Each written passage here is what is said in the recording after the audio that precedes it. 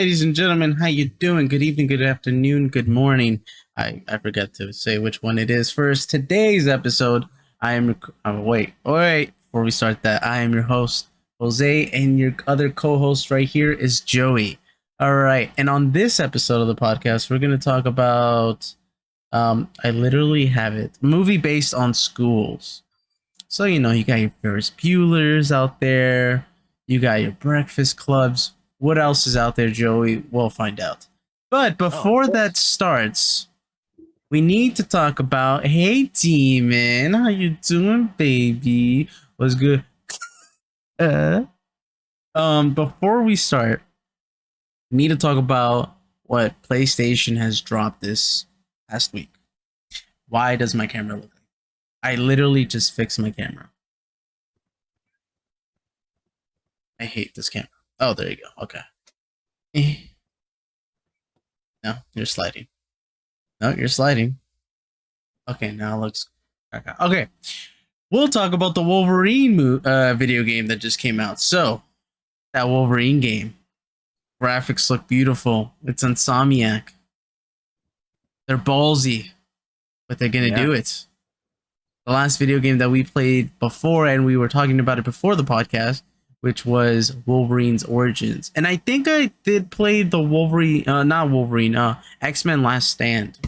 You remember playing that one? No. Or the cover was what is it called? The Sentinels? No, Sentinels. Sentinels. There was a cover of the Sentinels in one of the video games, right? I don't remember that being was it? Yeah, I think it was an X-Men United Or game. was it X-Men 2? Because remember, you could play as Nightcrawler and you would go and like to different places, and you have to go through this tunnel, and then you would have to fight people in like the laboratories, and then go through the doors. You remember that? I do not remember that. I think Wow. during that time I wasn't really following games as much. Like I think there was a time where it was a period that I wasn't playing a lot of games. So I wasn't following anything. Right. But yeah, but the last I think what was the last X-Men game that I've played? Um I don't know if you remember that X-Men game where it was like you have three characters and then you were able to choose which character had which ability, and you had your own story of how you worked it out through the game. But you met, like, you would meet the heroes and you would meet the villains and who you wanted to go with. So you had your choices, but it was like three original characters that you were, so you had choices to make whether you wanted to work with Magneto or work with the X-Men. So, and you were able to sort of put different abilities on each character that you had. It was a pretty interesting game. I felt like they could have done a little bit more and kind of like fleshed it out. Right. There would have probably been a sequel, but sometimes I think back then was like they just wanted to make a Marvel game out of anything. And I think the one that I think Spiderman was the one that they made games the most. Let's Like, see. yeah. Yeah. They were focusing more on the video games of Spider-Man, especially since the movies were doing really good. Yeah. Um, Even before that, remember when we were getting what? I mean, this was interesting to me because I've never seen it before. That, of course, we used to see like, oh, let's make X-Men games and let's make this, but for the first time, I think Maximum Carnage was one that was based out of a comic book series. That it wasn't just a general Spider-Man game. It was right. based off one original story that they were following, Yeah. and that was pretty interesting. I've didn't see anything like that before. Now then they had the Ultimate Spider-Man, which on the PS2, which what I heard, I didn't really play it because I just swinged around because I was playing at my friend's house. But he said that the game was super glitchy. It was fun, but it Yeah, was super glitchy. yeah, it was super glitchy. There was moments where you kind of like, oh man, come on. And I liked it because it was self-shaded. It felt like you were actually playing a comic book Yeah, as yeah, opposed yeah, to yeah. playing live action. I really loved the self-shading. That's why I actually enjoyed when they brought it back in Spider-Man Dimensions, where you were able to play with that Spider-Man world in Yeah, that Spider-Man world. And I think you had to fight Craven as the villain in that world. I think In the so. yeah, in the Noir, it was had all three of them. It was Noir, it was 2009, 2099. Then it was a regular Spider-Man, and then there Yeah, was Ultimate. yeah. And I think in the villains were Noir had the Vulture and Hammerhead. I honestly don't remember. Yeah, I know Craven was the other one. I remember there was when you play with Ultimate, all of a sudden you end up in the jungle, and then you Yes. have to like you find yourself you have to fight Craven in there. But yeah, I think you fought each of them fought two villains in each level, and I think somehow it managed to just combine into like one world at some point. But yeah, I think I Then love yeah, Noir the best. and then after that, I think Edge of Time came out. Yeah, which was I think what was two Spider-Mans? I think it Yeah, was it was 2090. 2099. It was 2099 and the regular Spider-Man. And I love that game, by the way. The graphics by that time, I think it was on the PS3, but it was beautiful. The Yeah. cutscenes were amazing. It felt like a movie. It felt like you were Yeah, playing in a movie. Yeah. I actually the funny thing is that the 2099 suit was just so crisp and so like Yeah. futuristic, which I enjoyed. It was almost like it was like nanite technology all over the body, which really looked cool and by design. And I always loved that suit. When he first popped up in the 2099 popped up, I always loved that suit, which was The whole I think it was little considered things. was Miguel O'Hara, and they said that he ended up getting that suit for um uh, I think Mexican Day of the Dead. I think that's where the originally the story that came out and from that future, and that he was also related to Peter Parker. Green Arrow, Oh, the Green Arrow. Green Land, Green Arrow. What the Green fuck? Goblin. I don't remember that. Wow. I gotta do my own little research. Your favorite Spider-Man was Spider-Man 2. The movie? Movie, you gotta see 2.1. 2.1? Yeah, 2.1, the extended version. That was the best one. I think I had like 15 more minutes of the movie time. I think it added 15 more minutes because they cut a couple scenes out.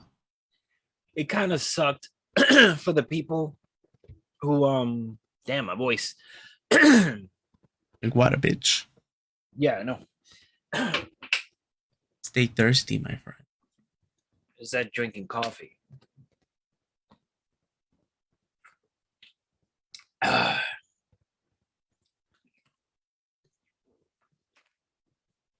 Geek Mythos podcast is brought to you by Poland Spring.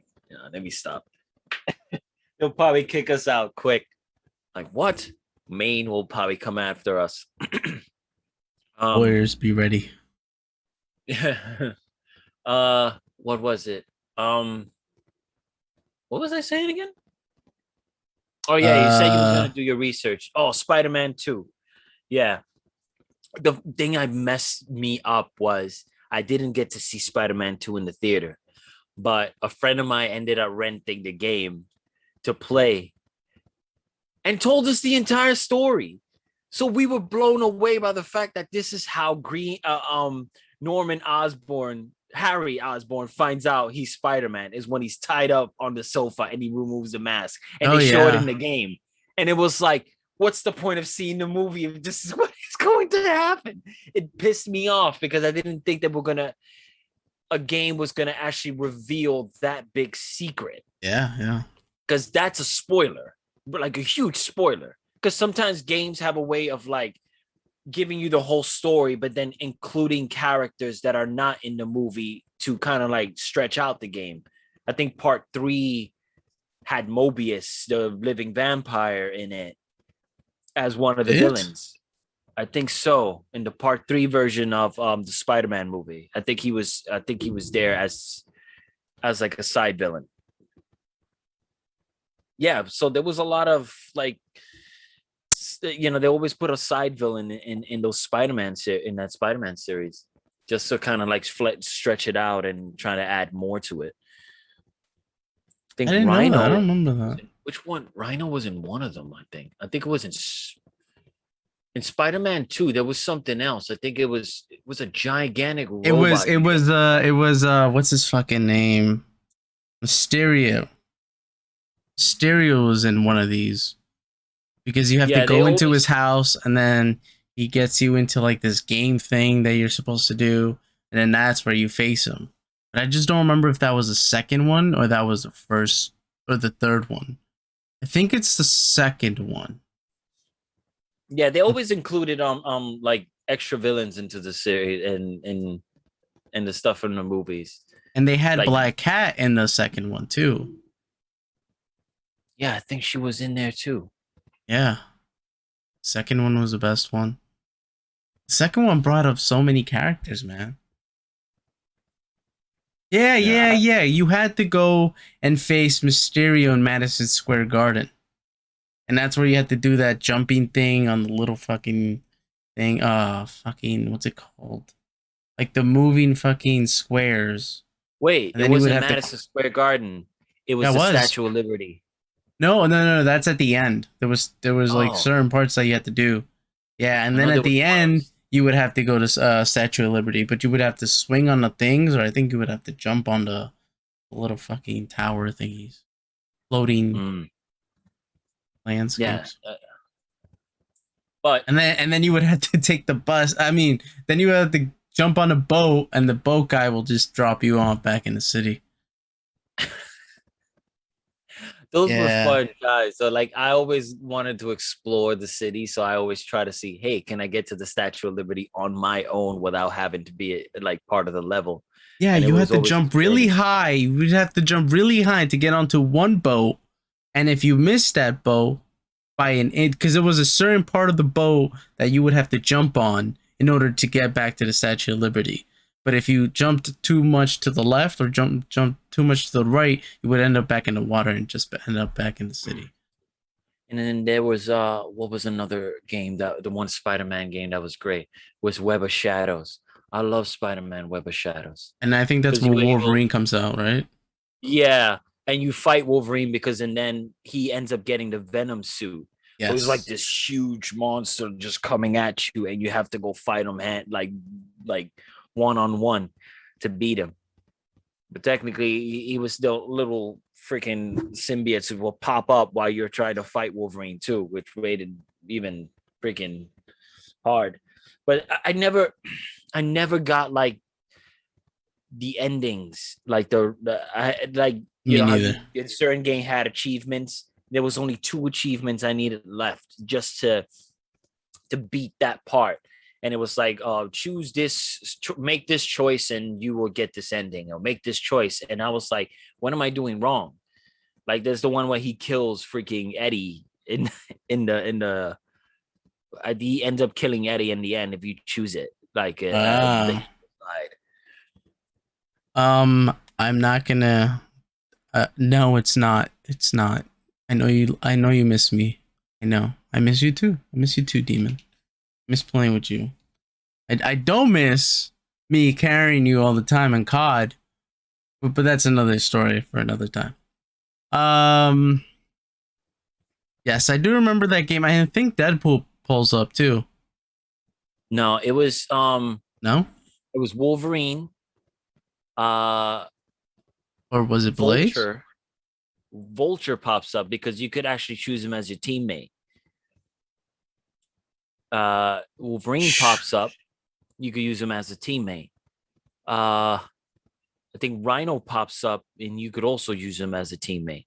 Hmm. So whoever you know, you could fight, and the choices that you make, you could have them in your team. So you were able to like bring them in the middle of battle, and then they will fight. Wolverine was literally running on the top of buildings. Yes, that I do remember, which was That thing fucking was weird. insane. I was like, I don't even know how that's possible, but okay. Yeah. He was still like annihilating everything in sight, but it was weird. And I kind of like Vulture's attack because he was able to like shoot blades out of the wings, which was very very helpful. I One of think the Cage wasn't Luke Cage Was it there Luke was that Cage or was it Iron Fist? No, I think it was Luke Cage because there's a point that you end up in a schoolyard to fight with Luke Cage because he's helping you out on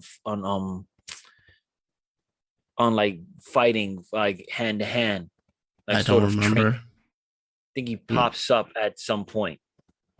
Yeah, but I love the design because if you were in the Spider-Man suit, you would see him stand straight and like in his heroic pose. But when he was in his Venom suit, he would like hunch down, and you would see him like literally like he's breathing, and then his hands are sort of moving like very like mad evil. And I love that detail. It was really good. I know damn well. Are you still playing that role playing thing? Because I know you went to a different server for that one. Yeah, I don't think Brandon's been on that one too. Um, but yeah. And did you saw the PS4 Spider-Man 2 trailer also, right?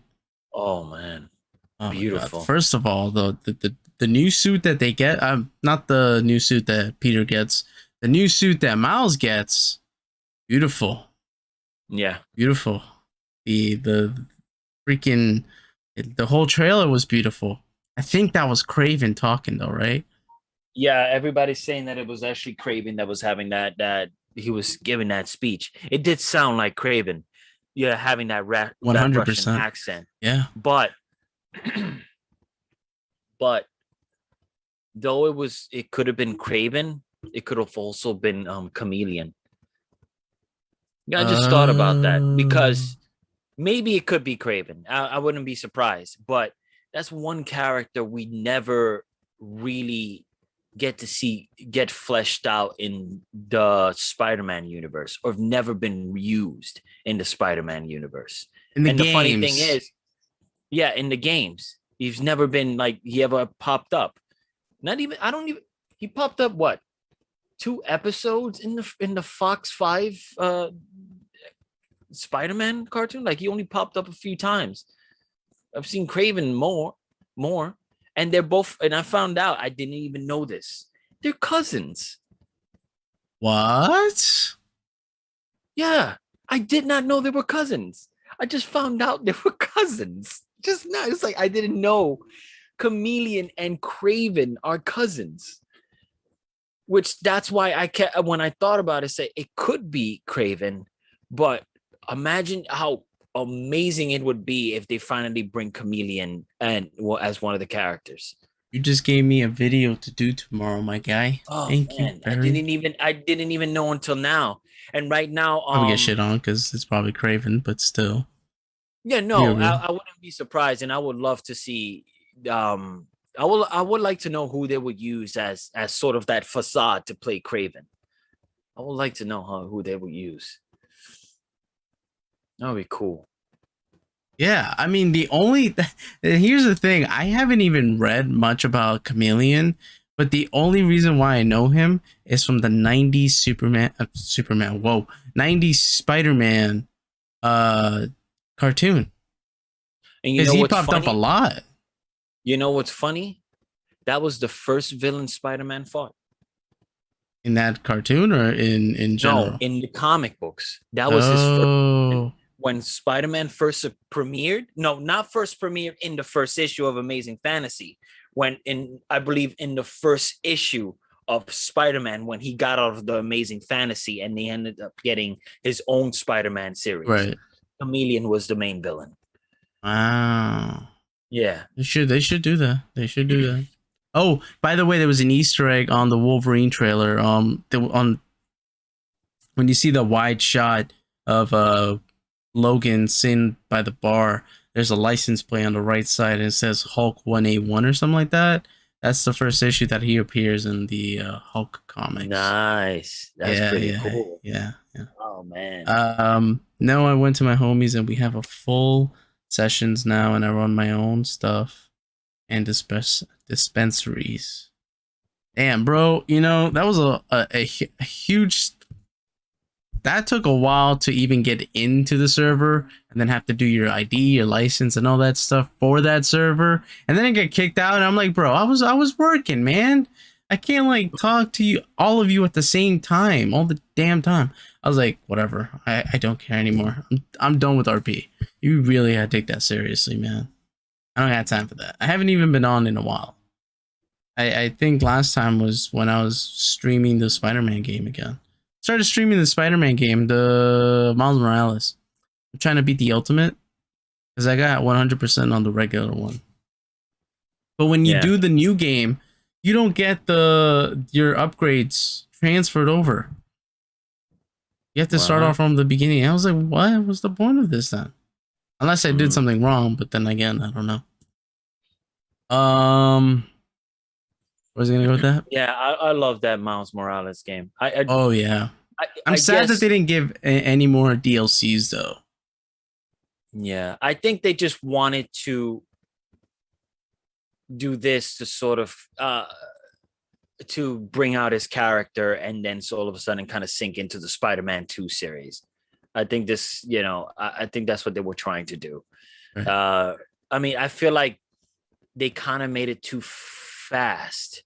Yeah. And I think it was because they wanted to bring Miles Morales into the series and they felt like, yes, just make a game, make it short, because it looks like it could have been its own a DLC part of the first Spider-Man game.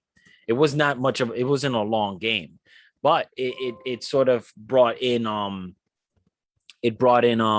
his character and they fleshed him out a little bit, and that was really cool. So I think they were waiting for part 2 to come out to do that. And also the guy who plays the voice of Venom, not Harry, because we know Harry is the one that's going to be Venom from the way that the ended at the end. It's Tony Todd who plays the voice of Candyman. The new and one? he said, yeah, the new Oh. he's going to be the voice of Candyman of Venom, not from the new Candyman. Tony Todd from the old Candyman, who played the voice of Zoom in the Zoom version of Flash in the Flash TV show.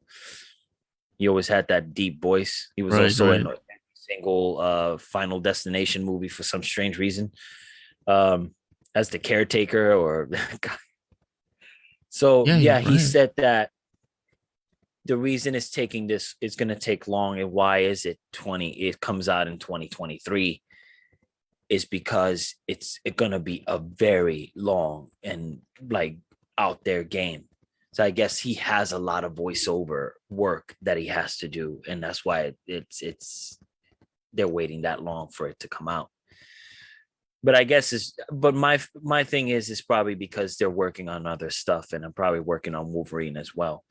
So, which I honestly can't wait for, because I enjoyed like I said, we were talking about it, the Wolverine, X-Men Origins Wolverine game, and that had potential to be his own game. Like, it kind of got out of the sort of, you're pretty much doing the entire movie again and just playing it, and it kind of got out of that world. It felt like its own game. Yeah. So I can't wait, because Wolverine has like so much characters and all that stuff that are very like known and all that stuff, and just to see that, like, going to Japan probably, and we could probably flesh out that story. Or I would love to see like the game as a tutorial. I would love to see the tutorial start with him coming out of the Weapon X program. Yeah. That freaking phenomenal, just to see him like with the freaking like whole helmet thing and the cables, and him just running around, just tearing things up. Dude, that would be beautiful to see, bro. And one thing I don't like is the reason why he is Spider-Man is because he got bit by a spider. Now they have technology and don't know how to act. Andrew with the raid, baby. How you doing, Andrew? He was supposed to do the 90s episode, music episode with us. Still waiting on you, buddy. Still waiting. We're still here. Thank you for the raid. Lee, Emily, how you doing? Brett and Maeve, what up? Yo, yo. We're talking about the Spider-Man trailer and the Wolverine trailer, and we're gonna talk about the God of War trailer because I love God of War. So stay tuned. Yeah, that was. I think they gave out too much though. I'm not gonna lie for the God of They War. did give out too much, and then they go and show their version of the God of War tier, which was Yeah, kind of which was actually pretty cool. Not gonna lie. yeah. I like that. I like that. I like that. I I like think that. it would be that like 6 foot tall. That That dude was man was tall. that man was tall as fuck. Six Yeah, eight, it was cool. I 7'2", the whatever. graphics looks phenomenal. 100%. They're gonna be able to. They said they were going to explore areas he was unable to get into the first game, so we're gonna see that. Um, I've heard people get disappointed that we're still getting a fat Thor. Um, Dude, but that's how he is. Like, no, yeah, Thor in it, the freaking yeah, MCU yeah, is like hot and like whatever, but like Thor, the one that we know, drinks fucking beer and eats a lot, man. The man's not yeah. gonna I don't. look with the I don't. 6 8 pack fucking abs, man. Fuck people. Yeah, Fuck. I don't care. I do like. I mean, No. phenomenal. He looks kind of cool to me. That man looks Regardless. like a dad bod. That's a dad bod right there. All right, you gotta accept that. It looks cool. Freya looks a little different, but in design, I don't know. I I feel like think they she changed. got more acrobatic because you see her jump on that boat and starts attacking him. Um, but yeah, she does look different. Yeah, They have these other characters I don't know nothing about. So yeah, but they said that this ends the Norse mythology series. no, because they could have so much more with it. I mean, yeah, Yeah, we just got we in the first game we finished the Valkyries. We went through different realms. I think we were missing. Let me see. We went to Midgard, Jotunheim, Valhalla. Um, where else? We didn't go to Asgard. We went to the other one. In what the hell was the other one? Guys, you need to help me. What was the other realm that we go to? But anyways, we still haven't gone to Asgard, and Asgard is one of the main things I want to see because yeah. that's where Ragnarok happens, man. That's where Yeah, it's and that, in the that way the first one ended, it showed that Kratos was going to die. I wouldn't be surprised if they have his son sort of take his place in the next round of series if this ends. If this ends, with Kratos dying. But then, that could be fixed at some point or something could be. But let's see, because I don't know. I don't know, man. Like, That's I'm sorry, but that's a character you can't. Sony would probably make a mistake eliminating in the series. It's like take I'm not a big Uncharted fan. I could give a care about it. I'm more of a Lara Croft fan. But it's like if you eliminate Nathan Drake's character and start on an Uncharted series without that character in particular, you're gonna kind of lose the fans. You might not want to be like, I don't want to touch this Uncharted because I've been following this particular character for so many years, and then they're gonna take them out. You well, know, what's a series game that had I think Halo when Master Chief spoilers. I never played Halo, but I know that Master Chief dies and everyone's fucking sad about it. But I think that's one of the characters like had a series for a long time, and then the story of that game still gets it no, he advances. was he was yeah, it was.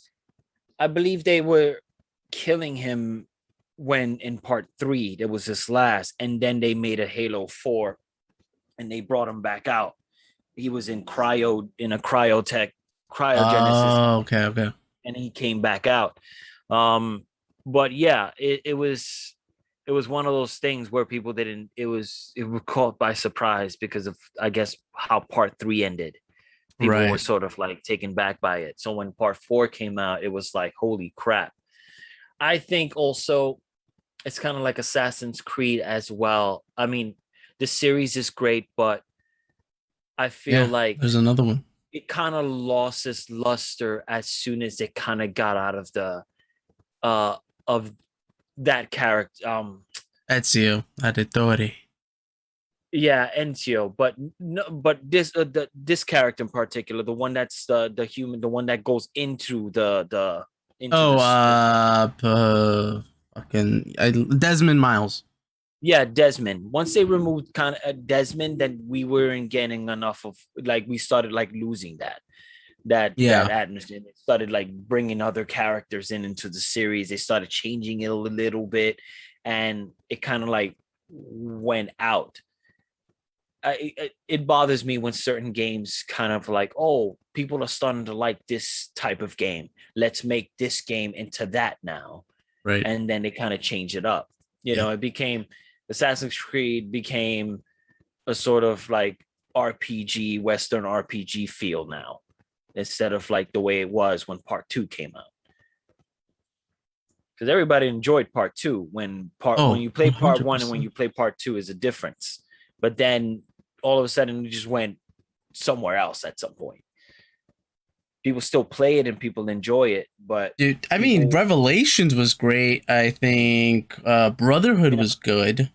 yeah. And Revelations is one of my I think favorites. people enjoyed Valhalla, but I people ha- knew how long that game was, and they felt like, man, this is just too much. I got I, I've bored. I haven't met anybody who finished it, and there's probably are people there who finished it, but I don't think they talk about Don't look at me. I haven't even fucking finished it, or it. I think I Oh barely man, even started. If that's how you, if that's gonna be a long ass game, I boom. beat Odyssey and I beat Origins. Origins was, I think, one of the best ones that they remade. I mean, not remade.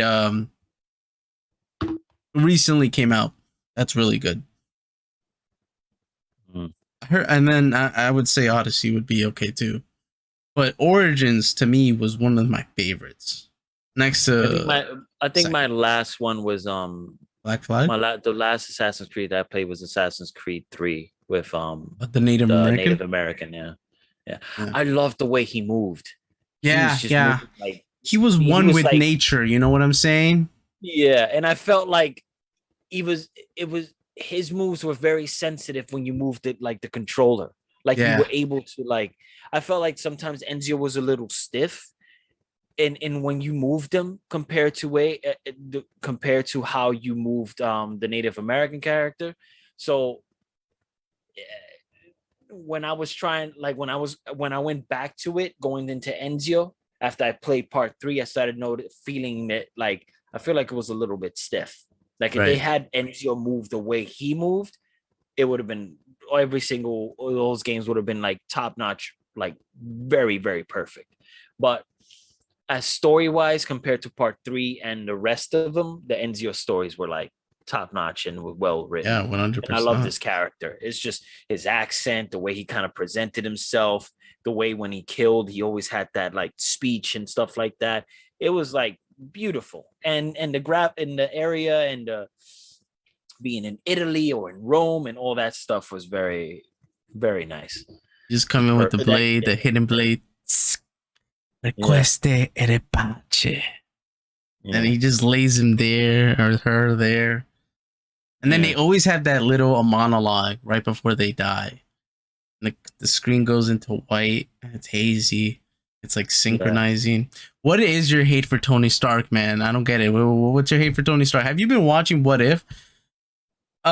Wait, let me see. Is it the 14th yet? No, it's not the 14th because guess what?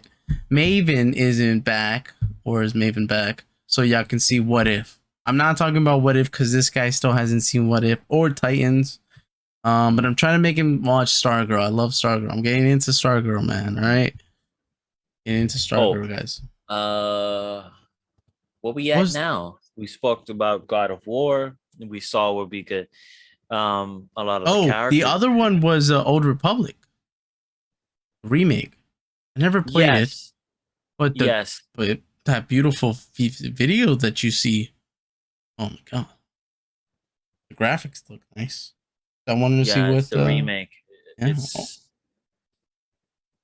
Like you could become your own Jedi and stuff like that. So I think you could have your own little story that they give you, right? That is that what it is? It's kind of like What DC Knights of the Universe. is it Knights of the Old Republic? Yeah, is it Yeah, it was made. I think the DC? original one was made by BioWare, the same people who made Mass Effect and who made Dragon's Age. So you had your options of who you could be as what kind of character you can be. Right. So you had your choices and things, which was great for to start a series like that before you start your own series. I think Knights of the Old Republic was one of those that sort of they that sort of brought in. I think because of that, they ended up bringing in like Mass Effect, and they ended up bringing Dragon's Age series into the consoles because of Knights of the Old Republic. If you've seen the trailer for the Old Republic, it's like right out of a movie scene, bro. You don't know if it's. Sometimes I'm just looking at it. I'm like, those look like actual people that you could touch. You know what I'm saying? But the Yeah. animation's beautiful. And I'm like, why don't they make movies like this instead of doing live action? If it's gonna take you longer and be more expensive, I would say. Like you could do animated movies like that, and people will be so down to go see it. I don't know. Because everybody's I mean, going to look at what happened with DC Universe Online when yeah. when they had that movie trailer thing that came Yeah. out. God, it was beautiful. And you're like, I Oh want to man. play more. But then when you play the game, it's like completely fucking different. But like, if Yeah, you would no, take it's that very animation, blocky. It's yeah, very sort of blocky PlayStation 2 feel. Like it was, but again, I don't think you would expect that would have been like a lot of servers to be able to hold that type of graphic in. yeah, I think if they would have went in. That's why Fortnite moves with such great precision and perfect because it's just not a lot of great graphic. It's just cartoony. yeah. I don't know. I don't know why people. I don't know why studios don't make movies like that. I think it's because we've seen enough of those. When those movies do get made, they're not that good. They're like they put everything in the kitchen sink and less story on it. I said, let's make this graphics, then hook this up, and let's do this. And sometimes I'm like, I don't know. It's like I swear, it's like you just want to just make the movie and just have a shitty story. And I said, people will watch it just because of the movie and the way it looks. It's like, that's not always it, you know? It's about the writing and how good it is, which I hope to God Matrix Resurrection is as good as the originals. I haven't seen the trailer. I keep seeing videos on it, but I hope it's good. And I think Morpheus isn't on there because the video game after the third one kind of is canon, isn't it? I don't know. Yeah. I don't You know never if played the they've game? ever. From what I've heard, that's what happened because they didn't make the fourth one, so the game came out, and that was the canon version of the series. And so in that game, Morpheus dies, and then his son takes over his place. But I could be What game wrong. is that? Why no? Matrix Revelation. Matrix Revelations. I don't know. That's what I saw on TikTok. I was like, I don't know if that's true or not. Because there was only one game that came out. There was two actually, There which was was two Path games, of yeah. Neo, and then there was one Yes. that took place in between part one and part two that introduced Jada Pinkett Smith's character into the series. Yes. But Yes. I that think I was played that one. I think I played yeah, that it one. was, but it was in between part one and part two. Yes. Morpheus was still around after, in the part two, which was Reloaded. Yes, But I played Reloaded. yeah, I had the box set that had the animations and the cartoons in it too, which were really good. If you ever get the chance, if you didn't see it, check out the Matrix Renaissance part one and part two, it tells the entire story of how the Earth got messed up the way it did. Oh, And okay. the anime, it's like Japanese anime. So you see like people tearing and destroying robots because robots were sort of like killing, a robot accidentally kills a person, and then all of a sudden, humans start going up against it, and then the robots start fighting back, and then that's when they started sort of it became kind of like Terminator and all that stuff. So it's pretty crazy. It was this scene that was pretty intense where they show this guy, these people, and there's this woman, like very beautiful woman, and it's Japanese anime, and they're like tearing up her clothes. So you see her like naked and like her breasts are just flying out, but you start to notice that her skin is ripping off and that she's a robot. So they're like literally like tearing freaking robots apart, like the ones that look human, they're just tearing them apart. And that's when they decided to start like fighting back even more. And then Ex that's when Machina. they started like because I guess they were, what was it? Ex They needed Machina. Right. they were using like solar power to to like to give them power. So they decided to start throwing smoke into the air. That's why it's all dark. All that was just smoke that was used from the. Oh, okay. So it was pretty interesting that they showed. It was like it was a part one and part two. That's probably one of my favorites. That they show like the origin of how everything started and how they started using the human as batteries and things like that. That was All really right. cool. Well, we got to get into the freaking game, though. The movie based on schools, because we're already 45 minutes in talking about these trailers. So, with that being said, do you want to have your first pick? Oh man, my first pick. Man, I love this movie so much because it reminds me of Tales of the Body Snatchers, which is The Faculty. Well, Elijah Wood's in it, and Josh Hartnett, Famke Jessen was there. The guy who played T-1000, T-100, was it T-1000? T-100. T-1000 in Terminator 2. Oh, it He is was he's 1000, yeah. Salma Hayek was in there too. Uh, What movie is and this? The Faculty. Oh, I've Usher been was in told to there watch too. it. Yeah. Usher there was in that movie too. And it was what I love about it was these aliens, right? And somehow they managed to get into the water system, and they started sort of getting into the people little by little. So they started noticing that some of the people that were sort of a certain type of person started to change their personality. So they started to see like your personality is different. What changed and things like that. They started to realize that was their mistake. They started to see that people started getting it started altering the personalities of those that were infected by this alien. So one of them was sort of into the whole alien thing and stuff like that, and they asked her like, what do you think, how do you think we stop them? They said like in Tales of the Body Snatchers, it was like there were hosts, so you have to like kill the leader in order for them to just stop Mhm. until to kill everything else. So they had to find the leader. So the whole thing, again, Elijah. In the end, Elijah would become the hero because they find out that they're diabetic, and that was the way to kill the aliens. He had to be in water all the time. You could tell like everybody starts drinking water throughout the entire thing. You start to see that they were infected by this alien.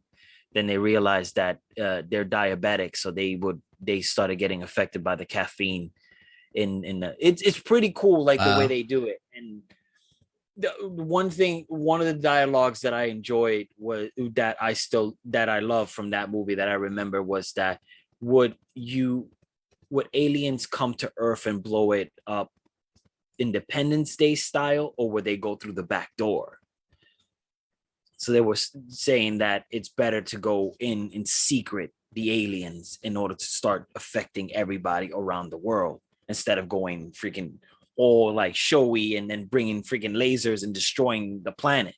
It was Right. like easier for them to do it. So it was really cool movie, and I like the way they went with it. It probably wasn't as successful as most, sort of. It wasn't. I don't know if it was. It was sci-fi, but I don't know. It wasn't really considered like very horror. Not a lot of crazy stuff happened, but it was pretty interesting, and the soundtrack was fantastic. They had a great soundtrack.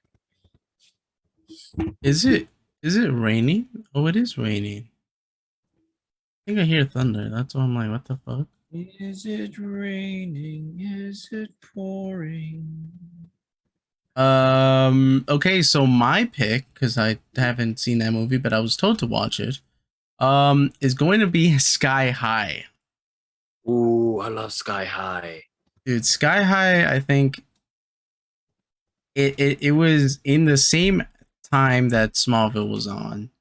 I'm not going to talk about what happened with Zoom. You know, that Zoom movie with Tim Allen, just Yeah, and Courtney Cox, or yeah. Courtney the fuck was her name after that? She got married. Arquette or Leto Courtney Cox Arquette. Arquette. Right. Sorry. No. But Sky High literally brought up so many characters. We had what's the guy? What was the father's name again? What was the guy that played his father? Oh, Kurt Russell. Kurt Russell, man.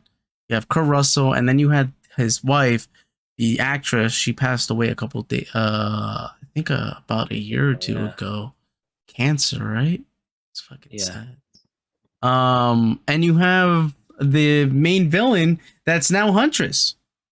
That we don't know if she's going to be explored anymore. Yeah, Mary Elizabeth Winstead, and also I forgot her name. She was the love interest of the main character. She's also in Flash. She was the one. Oh, Danielle Panamaker. Frost. Yeah, that plays Killer Frost. She's mad young then. Like, you could tell by her face because her face. Oh yeah, 100%. Yeah, but yeah. I love that she plays two heroes though. You know, or villain, but then hero later on. What would I have to say? I think the guy that is chosen to be the Sky High guy. What the fuck is his name? The son, the prodigy. I gotta search this up and make sure that I'm actually.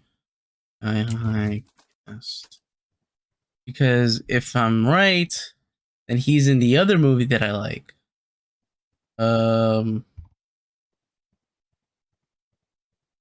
Give me 1 second, because I had to Google it, but you kept talking and I was listening. Oh, he wasn't. Oh, he was. He was in a movie called The Forbidden Kingdom. Have you ever seen it? Oh yeah, with Jackie Chan and Jet Li. Dude, that was literally, and it was all about the Monkey King. Yeah. There's a video game that's gonna come out in 2023. It has to do with the Monkey King. If you have time, go YouTube it and watch it because it's so freaking pretty. And I'm telling you, the whole trailer, I think, is like 14 minutes. And then I think they just released a couple weeks ago another trailer about it. But at the ending, you're literally the Monkey King, and you're just fighting a whole bunch of demons. Oh man, it's so pretty, man, so pretty. But yeah, Sky High. What was the coach's name? God, he's in every Evil Resident. That is Bruce Campbell. Bruce Campbell, man. His humor is fucking hilarious. I love that movie so much. Just a second. That movie was fun. That was one of those movies where it's like you're like, I'll guess I'll watch it. It doesn't give you, like, trailers were sort of like kind of all over the place where you don't know, it's like, is it gonna be good or not? But you could actually sit down and actually enjoy it and not feel like squeamish or feel like cringy about it. It was actually an enjoyable film, All the characters were pretty cool. I liked the this kid who had the flames. He was like he had that villainous. He was a villain, but then he like became the hero, and he was pretty cool. And I kind of liked his vibe and stuff like that. Like, just stay away from me. But you I know, think his dad was a villain. yeah, his dad was a villain. So they kind of saw like, because I guess he was put away by the father of the main kid. Yeah, yeah, So it was like he would consider them mortal enemies. yeah. That was funny. What's your second, buddy? Oh, my second. Oh,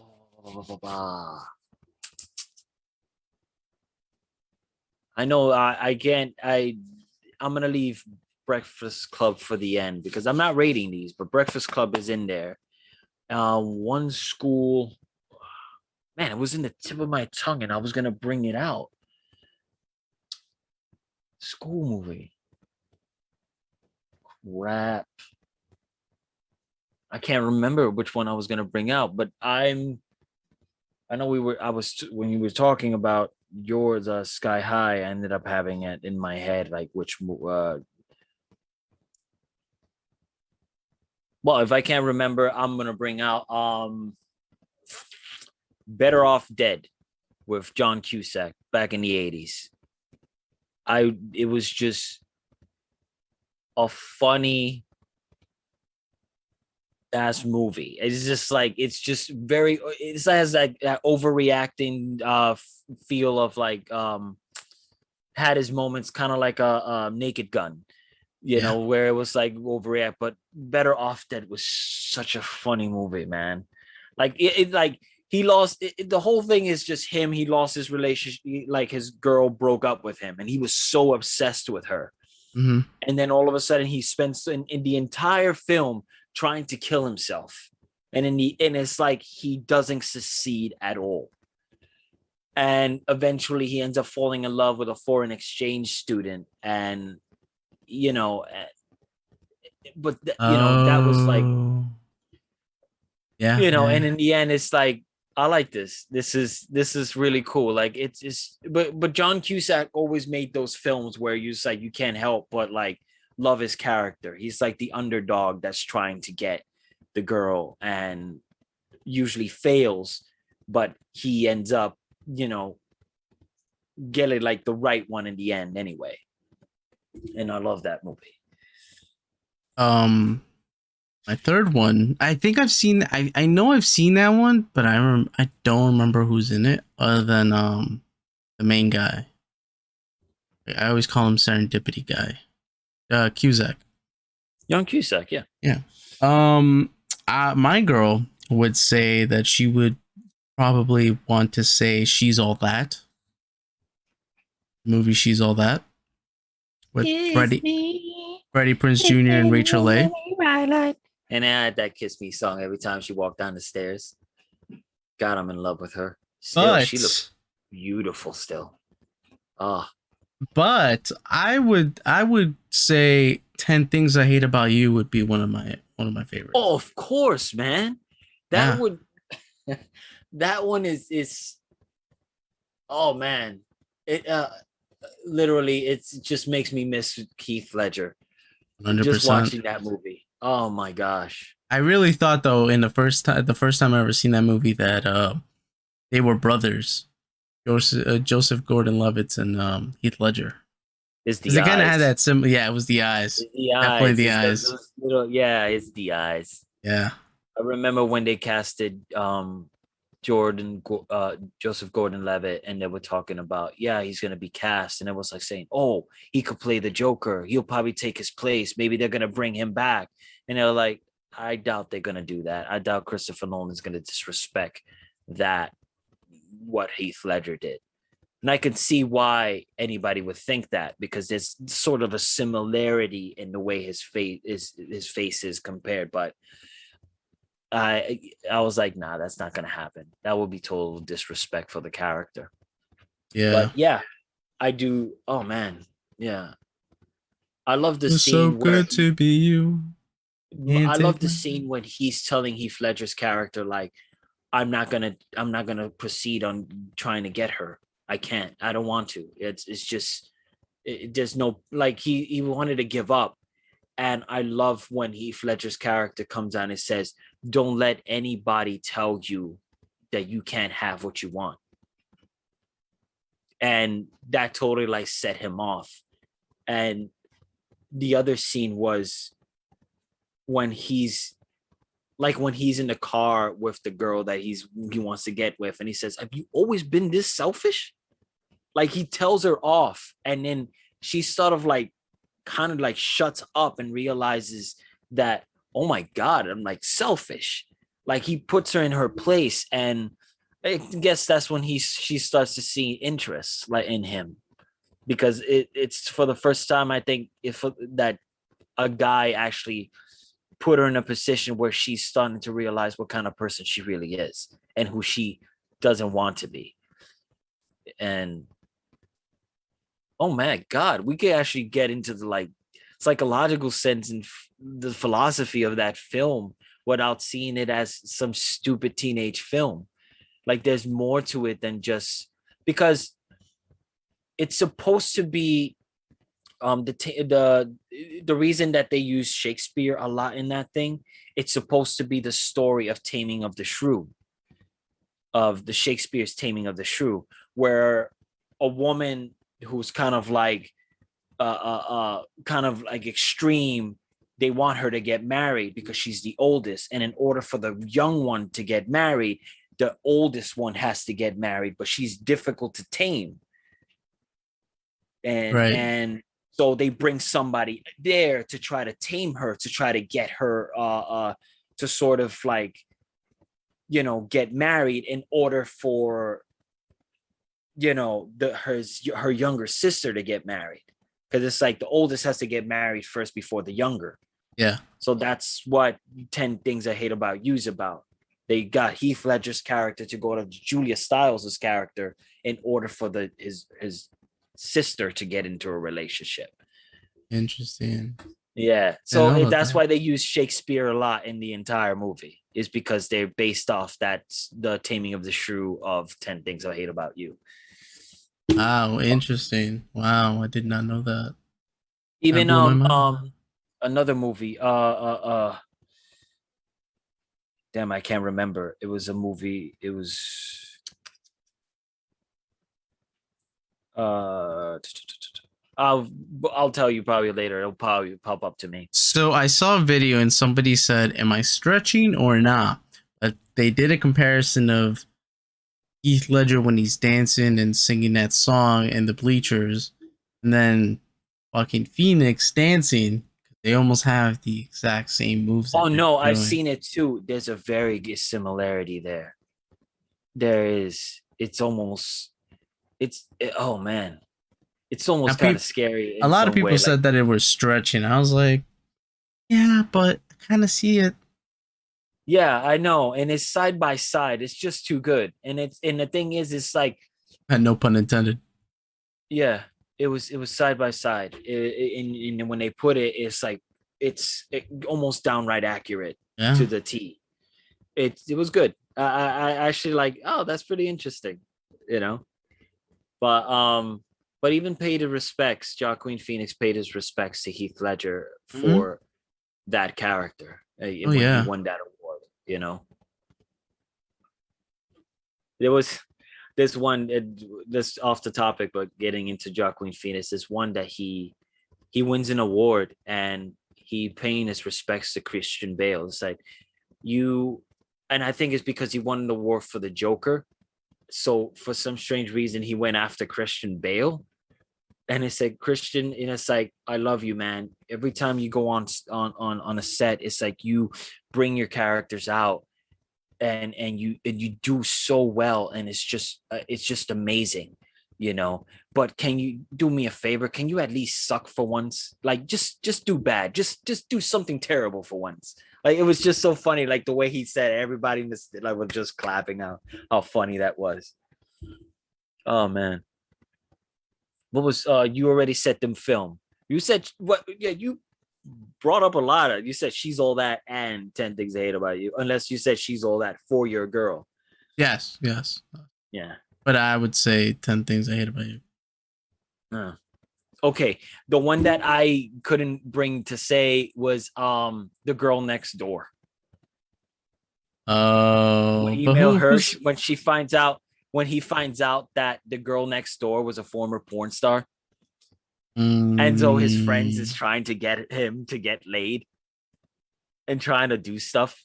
And in the end, they end up making that sex video, like to sort of like how to teach people how to have sex yeah, and yeah, stuff. yeah. A modern version. It was so funny. And Paul Dano was in it. That was the first time I saw Paul Dano, his character, the one that played what was his name? It was a weird name that they had. Was it Glitchy, something.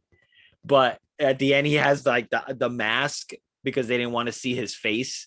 But all of a sudden, like when you see like them watching it, they see like he must like have a humongous penis. So they're like, oh, and he's in the middle, like, I Mm-hmm. love that movie. It was really cool. Like the music and his relationship with her, and and this guy was in there too that I love. Oh man, that he was in The Mandalorian. He was also in I forgot his name. He was the guy that was trying to get. He was the director of porn movies. What's his name? Is he the one that was in Jupiter's Ascending or something like that?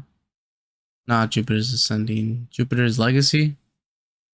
Let me get him. I know he was in a show called Justified. Or the Transformers movie? Timothy?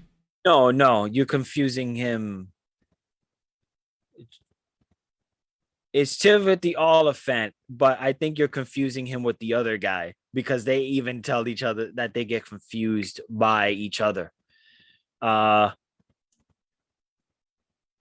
yeah, it is Timothy Oliphant, but the thing is that you're confusing him with the other guy that plays in the TV show that was on Netflix that got canceled.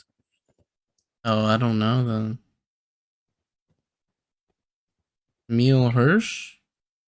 No, well, no. Josh Duhamel. Duhamel is the one that was in Jupiter's Legacy. Timothy Oliphant is the other guy. He was in Mandalorian. Oh, really? Oh, yeah, he was. You're Yeah. right. He uses Boba's suit, Yeah. but he's not. Yeah, and everybody thought it was Boba, but it wasn't until we do see Boba. Yeah. Yeah. He's Timothy Oliphant. Oh man, if you ever got the chance to see that show on Netflix, it was an original show with Drew Barrymore where she started becoming a zombie. His character was by far one of the funniest characters that I've ever seen because he has to play it cool that his wife is a zombie. And throughout the entire Right. thing, it's like he has to kind of like deal with the situation. Yeah. And there's just some moments that I can't help but laugh every time. Like there's this scene in the first episode of the second season of that show. And Drew Barrymore just ate somebody, and the entire freaking kitchen is like full of bloodshed and everything. And he comes in like trying to finding out a cure to sort of save her. So when he comes in and he sees the kitchen, he's like, "What the fuck?"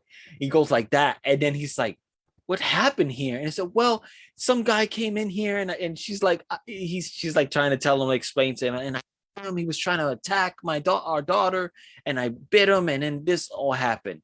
And it's like it was like the inside of a shark. Like it, his character was perfect in the entire thing, and that's like it's like us would be if our girlfriend all of a sudden was a zombie and you're married to her and you're trying to figure out how to keep your cool throughout the entire thing.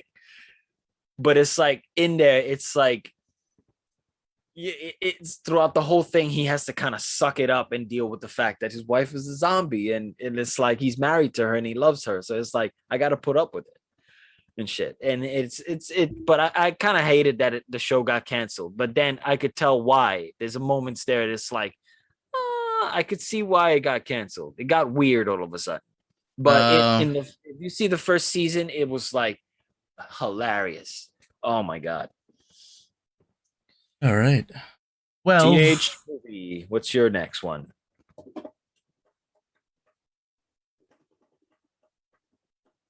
I'm gonna go off the rails, Ooh. and I'm gonna pick a rated R movie. See, I Ooh. started off with Disney. I started off with a little fun romance. I'm just gonna get straight nasty. You know what's funny? That The Breakfast Club was considered a freaking rated R movie back in the 80s. Yes. Yeah, But that's crazy.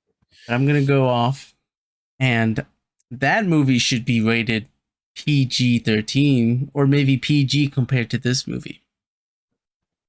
But American Pie is an all-time Oh great. my gosh. I mean, you Yes. can't go. First of all, the whole scene in his room is is beautiful. It's comedy gold right there. He throws a shirt. He's getting it. He's like, "Yeah, it's blocked. Nobody's gonna see me do it with this girl. Nobody's gonna see me naked." Then it just starts falling off slowly and slowly, and then he starts doing things with himself, and the girl's like, "Yeah, yeah." And then you just see everybody's reaction to what's going on. Oh my god, it's freaking hilarious. And then the next day, and everybody knows, and he's like, "What's going on?" The weirdest part about that movie, though, I will say, is when he does The that pie. thing with that pie, man. There was two versions of that scene, Really? right? Yeah. There's the one that he's doing on across the counter. Like he's on the counter, like he sees it on the counter and he's smashing. But then there's one that he's on top of the counter and he's like, Oh yeah, my there's two versions god. of that. And I think that's a director's cut. There's two Jesus. versions of it. Bro, There's he one that goes ham on that. he's standing and he's like putting it there. But then there's the other one that he's on top of the counter and he's on top of the pie. So there's two versions of that. You know, And a male's hormone goes crazy, but I will never do that to food. but it's funny, it's like when they said like, hey, you've tasted before, and then it was like, yeah, it was like a warm apple pie. And it was like, and then I forgot what he mentioned, and he says, is it Burger? I think he says Burger King or McDonald's, like which kind of pie he's talking about. I was like, oh. But yeah, I think that the other ones were okay, but the first American Pie was a classic. Oh, it's 100% classic. But Yeah, a it was. lot of the things that came out of that movie, if you were to post that movie up now, canceled. Yeah, A lot of the jokes pretty fucking brutal. We'll say that. A lot of the jokes.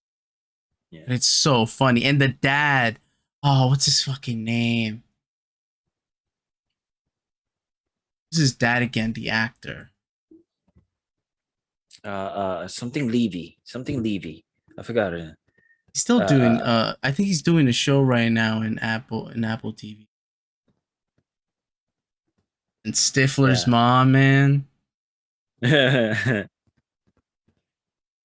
And you can't tell me that Jason Biggs is not somehow not related to Adam Eugene Sandler. Levy is Eugene Levy. Eugene That was the Levy, one. yeah. But yeah, Allison yeah. Hannigan, man. Shannon Elizabeth.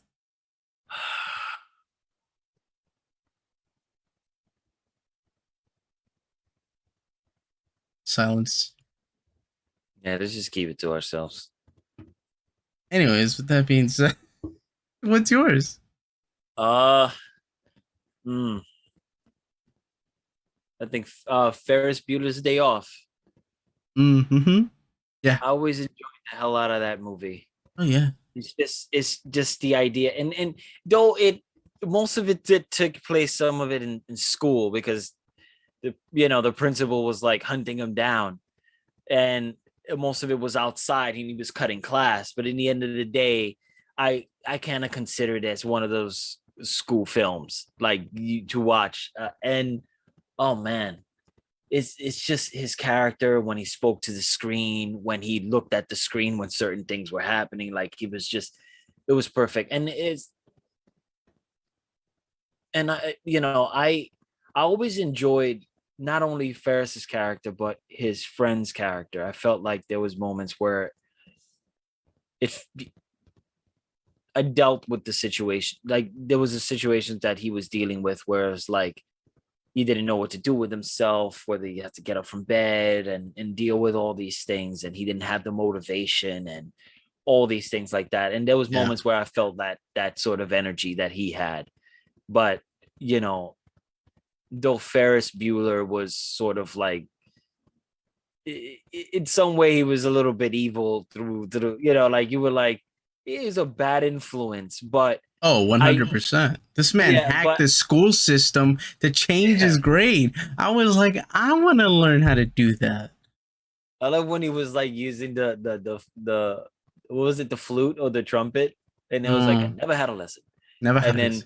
when he's taking a shower and then he's doing this while he's cleaning himself.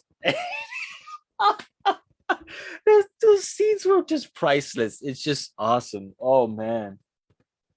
And even the scene when he was like when he was doing singing twist and shout Oh, and yeah. Donka Chain. Oh my gosh, those were like those moments where you felt like I want to do that. I Yeah. want to be that. I want to be Ferris in that moment. He has like the freaking leopard skin vest on, the black and the white shirt, and he's singing. Oh man, that was just freaking amazing. That movie was man. John Hughes films were perfect. I think I love John Hughes films. Yeah, The 100%. thing that sucks is that from this list of things, there's so much more like weird science and War there's games. what I else? think war games in a couple scenes he was in the school.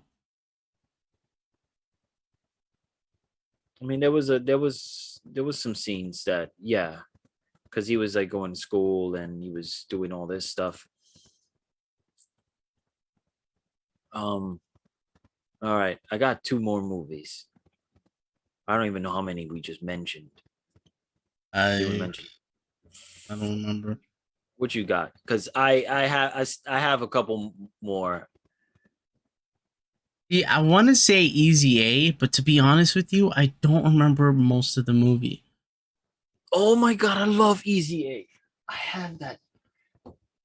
I can't remember what goes on and what. I love that freaking movie. I That had to movie's buy great. that I movie. remember I love that movie, but I just don't remember watching it. Like it just like it's there. I know I watched it, but I just can't remember what happened. So that's why I'm gonna say Super Bad. Oh, of course. Man, that was one of the movies that, oh my god, it was not even in my head. But it's a classic. It's Dude, one. the I felt like it came in a generation where uh comedy started really getting going better. but Yeah, it was dark. dark, but it started getting better. It was like I think when I think it all where did it start?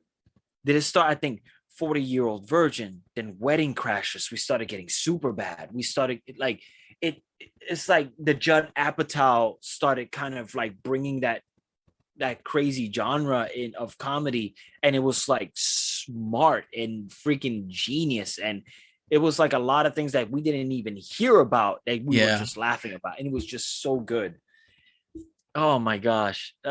Super bad was and the thing that sucked when I first saw it in theaters, I was in the first row in the front because it was so packed. I was like this looking at it and I couldn't help but laugh at how hysterical it was. And then I ended up buying it on DVD DVD. when it came out. Oh, here's a fun fact that Michael Sarah said, and this is a fact. Um, when the DVD starts, Yeah. you see them dancing. Yeah.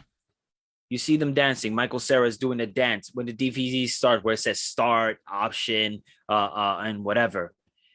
He was dancing for an hour for that particular scene. In other words, you never get for it. It starts to loop in that hour. So he's dancing straight, doing different moves for a whole hour in that DVD extra. my God. It doesn't loop until that hour passes. Jesus. Yeah, he actually danced for a whole hour in that just for that DVD extra scene, like just that scene where he's like doo, doo, doo, doo, doo, doo, doo, the whole thing for an hour. I was like, that's was funny. That was cool. How Oh man, much you got paid for that? I don't know, man. Eesh. It just and I remember John Heder was in there, and it was kind of weird, seeing John Heder there as a cop with glasses. Bill Hader, dude. Yeah, Bill Hader. Bill Hader. Wow, John Heder. John Heder is this guy, Napoleon Dynamite. Yeah. Bill Hader being Bill Hader. cop with Seth Rogen. Oh my god. What was it? There was a line that he said when they were getting arrested, when he was trying to arrest all the kids. He said, oh, there was a line that was so funny. Prepare to get fucked by the long hard dick of the law. That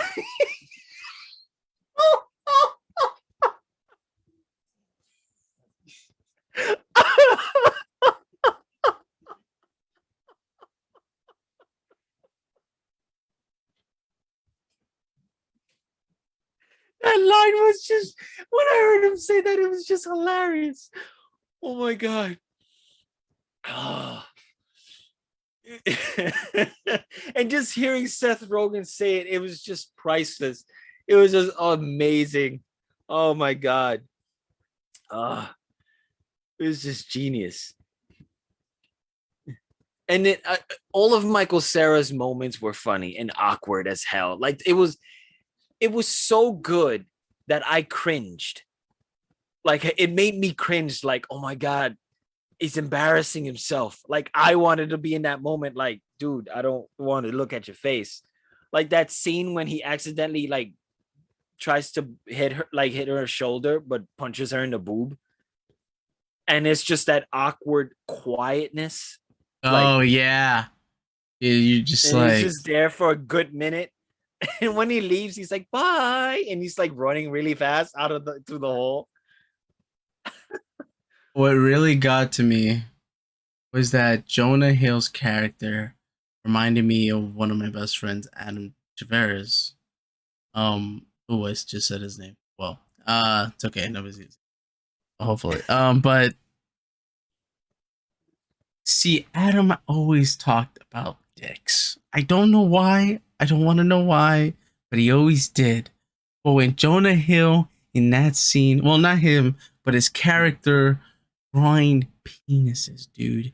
Oh, and the theme song that comes in, it's just like everything was just right and perfect in those scenes. Like you hear like da da da da da da da, and he's just drawing like and in different versions, a robot with one. It was just funny. And then you see Michael Cera's character like what, like a man dick, like it, it was like I couldn't eat anything for like it's like I couldn't eat anything for days. It's like, you know what? It's like what penis shaped good. It's like the best food. They got like the best kind of food, and I can't even eat those. Oh my Oh god, my that movie god. was just perfect. And the scene when it was like, dude, the last boyfriend he had looked like fucking Zach Morris, and then the other guy, it's like you look into his eyes, it's like listening to the Beatles for the first time. It's like, it's like when he was talking about all the boyfriends that she dated. They all look like these handsome guys. Oh my gosh. And the way they talked was like it was just so funny. Like when they were looking at like the porn magazines, and it was like, look at their nipples, like little baby toes. Like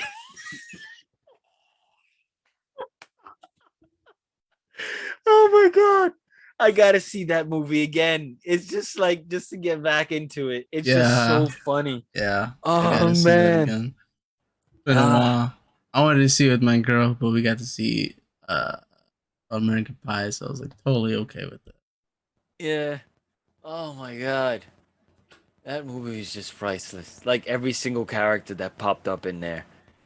Eh, like that entire scene where he's imagining like him stealing the bottle of alcohol out of the place, and then he freaking gets his throat slit by the security, and all of a sudden he's like imagining these things, and then when he's helping the old lady, and then Oh he yeah. gives him like, what is it, like 100, like it's a fake bill of, I think, a $500 bill or something, like really fake, and he goes like that. He said, what does he say? Have fun on your remaining years. And then she says, have fun fucking Jules.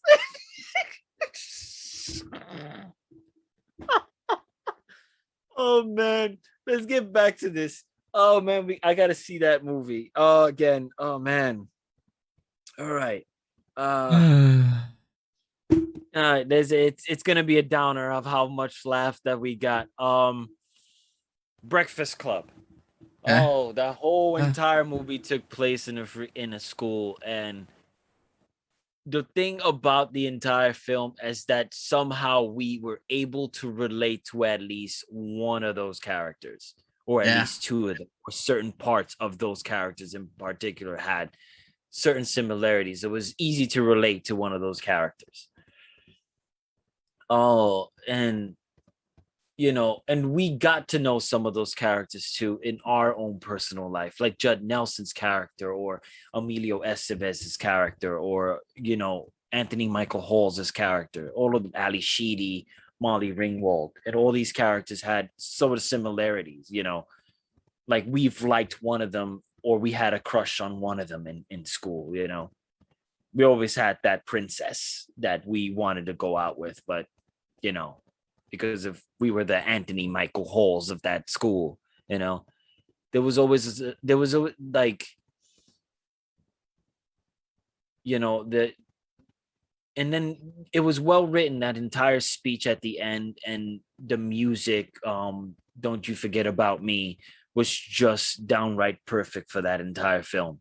Like, the acting was good. You couldn't help but be sympathetic for all the characters, even though they did something stupid that got them in there. Emilio Estevez's character, you couldn't help be sympathetic for his character, regardless of him being the bully that taped, this kid's butt cheeks in the film. You couldn't help be sympathetic for him, because it was like he was being pushed to sort of kind of be that type of person. Mhm. It was a perfect film for, like, coming of age film for any teen, and I feel like it still sort of could fit in to this generation. Like, it's one of those movies that could never be remade at all. Like, you can't make a remake of this at all. Yeah. You could probably remake Weird Science, or Ferris Bueller's Day Off, being John Hughes films, because you could switch the characters and whatever, and do that. Yeah, but that was one of those films that you can't end up finding actors to do these characters, like, at all. And if anybody tries to remake it, I swear I would start a website. I would use Geek Mythos to try to shut that film down, because honestly, I can't see I that. thought there was going to be a remake of that movie. There were Yeah. rumors floating around that was going to happen. No, So I I don't can't. know if that's going to be a thing. I can't see it. Like, it's too. It's like you can't write these characters. What are you gonna change the characters? Each character was a particular person in our high school. There was the jock, there was the princess, there was the basket case, there was certain types of, like, and they didn't sit in the same seats, when we notice, you know. But for they were placed in here. They all did something stupid that caused them to be here, and it kind of sucked, because in reality, it's like, when school starts, they're not going to hang out again, just because they Right. had that one moment inside that school. And she Yeah. even said it. Molly Ringwald's character said it. Well, her name was Claire, but her character said it. Like, yeah, we're not gonna say and hang out by the end of the day, because we're all different. what would people say about us?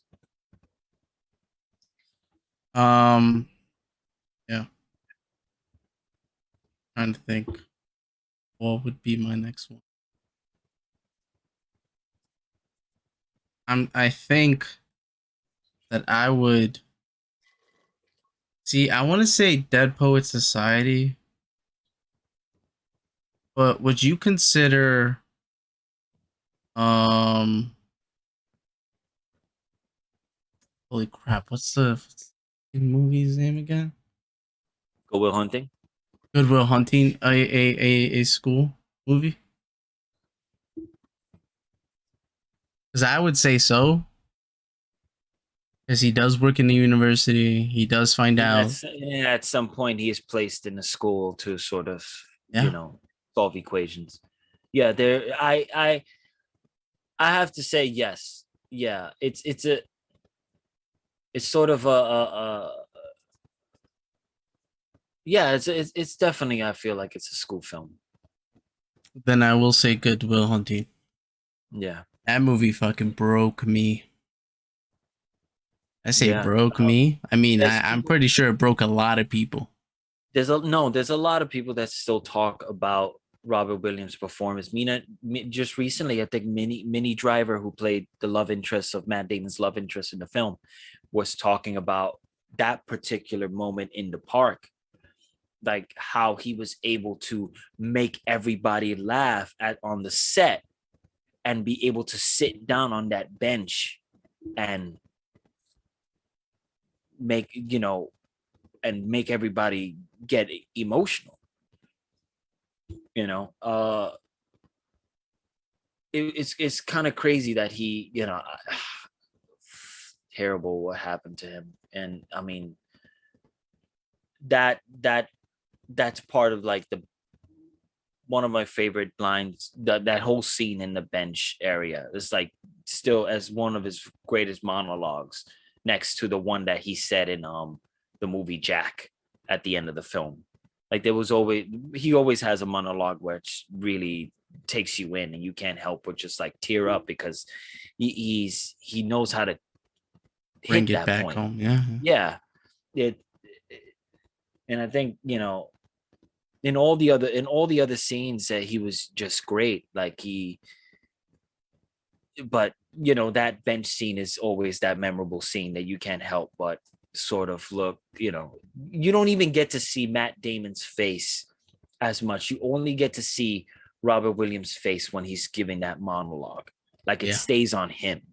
It is at the end when he finishes up, when you see Matt Damon and where he's at the moment after he said all of that.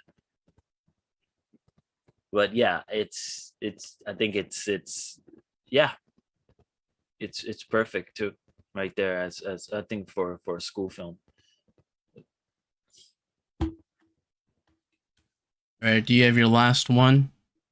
I have comedy would be, well, it was a comedy back in the 80s. Damn, I had it. Oh no. It was a Val Kilmer. Now I gotta find and Google it. What's the name Top of it? Gun? Not playing. No. It was an Oh, old. Let me see. Val Kilmer. Can't believe it.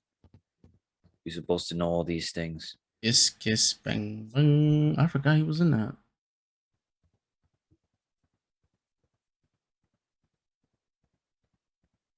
Where is it? He was very young during this time. Holy crap! He was in Oh, Spider-Man: Real Edge of Time. Geniuses. Real Geniuses. That movie is by far brilliant. And I think this guy said it. He loved it too. James Roday, when he said it in Inside of You, he says that Real Genius still stands as one of his favorite films. You ever get to see it, it's just so funny. It is so cool, and like Val Kilmer's characters, like it's I don't know. It was a great film. I'd still watch it, and there's just some moments in there where it's like I can't help but it's just, I don't know. I think it's great. It was a good comedy and it was well written. And Val Kilmer's character, you couldn't help but love throughout the entire thing. His character was funny as hell. I will Like watch Real Genius. like he had that suave, cool, like I would like to hang out with him type vibe. Like he was always like not taking things any serious, but he was smart as hell, and he was just very good student in the classroom. But he was always slacking off and doing stupid things. But it was. I think you should see it. It's a very good film. Yeah, 100%. I will. I think that it's not a movie. It's more of a collection. It's more of a saga. And it always had school involved. And I'm Dawson's Creek, surprised. Degrassi. No. What else? And I'm Think of surprised it that all. you haven't thought of it. And I will say it. There's maybe one or two movies that kind of lacked throughout the whole saga. Um, but overall, I think the audience experience and the audience reviews would say otherwise. Harry Potter series, of course, I'm talking about. No, it did take place. You completely forgot it took place in school, huh? Hmm. For most of the Damn. time, it did. Yeah. I mean, even at the end of the movie of the whole saga, the final battle takes place in school. That is true. Yeah. And what better way to end the school year than to ruin your fucking school? This messed up the whole thing. Oh man. Dude, I will say my Everything. favorite part is when Professor what's her fucking name, man? At the end where she summons all of the cement soldiers off of the walls and they all fall down. And yes, McGonagall, Mulligan Professor McGonagall. right, and she says, "I always wanted to do that." And I was like, "Yeah, you did. Let's fucking go." And then they get all destroyed easily just because of fucking wands, and I'm just like, "Wow." But anyways, yeah, I mean, Sorcerer of Stone. Any single time you want to put that on in the winter, I'm so down for. That movie gives you that when you watch that movie and you rewatch it again, the only time I think is acceptable to rewatch that movie is during the wintertime with hot Mm. cocoa in your hand. Yeah, Especially one of my. I think, when they're all sitting in the cafeteria and all the freaking food just pops out of nowhere. It's like I just want to be in Hogwarts right now and eat that damn turkey. A whole bunch of turkeys roasted there. it's a great. It's definitely a great series of and they did a hell of a good job because I mean I read the books afterwards, and of course anyone's gonna say that the books are better, but I remember in one I think I was listening to Mike Flanagan in um an Inside of You, and he was saying that sometimes you can't. It's difficult to compare a movie with a book because Yeah, it's like compare a painting with a song because sometimes certain things don't translate that well, that things need to change, though it's like when he was saying about how Stephen King, you could make the Stephen King book and then put it in, have a book and then put it into a movie, and certain things won't translate that well on film. So things has to change in a way that people could understand it, because if you change it up, if you make it the same way as the book, the film might kind of fall apart at some point, which right. I understand that certain things couldn't be fit in. Like if Harry Potter were to be done again, it would have to be a sort of series as opposed to a film, because there's so much that was left out that would have been I would have loved to see. But overall, the films were definitely great and to watch, and they were enjoyable. But, and I could understand why certain things were taken out, and we didn't have to see so much of it, and why we didn't have to really see like Hermione's parents or things like that. We got to see a glimpse, but not enough to Right. really, and there was a lot of great moments where that they actually, when his aunt and uncle and his cousin left, they did have an argument that you found sympathy within them, that he actually respected him in the end. That's kid's name, but yeah, his cousin ended up respecting him in the end. When you read Longbottom? yeah, you see that he pays his respects to him, like, like that he wasn't that bad, like he actually, you start to sympathize with them, I guess, at some point. Even there was a deleted scene that wasn't, I think it wasn't, was it in the film when she came out and she told Harry that I also lost a sister? Oh, Hermione? The aunt, his aunt. I think there was I Yes, don't yes, know if yes, yes, yes, yes, yes. yeah, and you get a little bit more of that, and even Dumbledore has told him off as well at some point in the book. Got to meet his uncle and aunt and told him off. So it's Really? We didn't get to see that? yeah. So Ah, there's a lot of things that would have been great to see, just to like, like, oh, that would have been perfect. That would have been great to see, and things like that. And yes, and in a lot of the flashbacks between get to see a lot of flashbacks with like Sirius and his mom and all these people. You get to see a lot of those flashbacks in the film, in the book. So I would have I've it would have definitely, I understand why it wasn't in the film, because it would have been like freaking long as hell, and each movie would have probably been like more parts, and they would have stretched that movie out and on it. But in the end, it's still a great series. I don't mind. I love watching them, especially Order of the Phoenix. I love that, especially that fight at the end. Oh, mhm. love Order of the Phoenix. Yeah. Well, with that being said, I think this concludes this episode, right? Or do you have another one? I think that was your final one, right? Nah, I think we're good. Good. All right. Well, we'll bring it up back later on when we have a most likely somebody else to come up with come into the podcast. But with that being said, you can find us on Stitcher, iTunes, and Amazon Music /podcast as Geek Mythos Podcast. We're on YouTube, uh, YouTube, Twitch, which you're probably on live with us or not. TikTok, Facebook, and Instagram. Geek Mythos Podcast. I think on TikTok it's Geek Mythos Pod or just Geek Mythos. But just hit the link tree down below and you'll see us. And you can hit all the links down below as well from the link tree. And you can follow us there on our other social media platforms.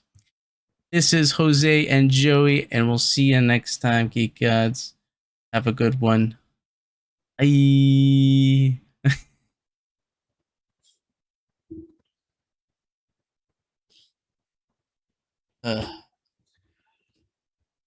Oh, a text. Who did I get a text from? Bloody bastards.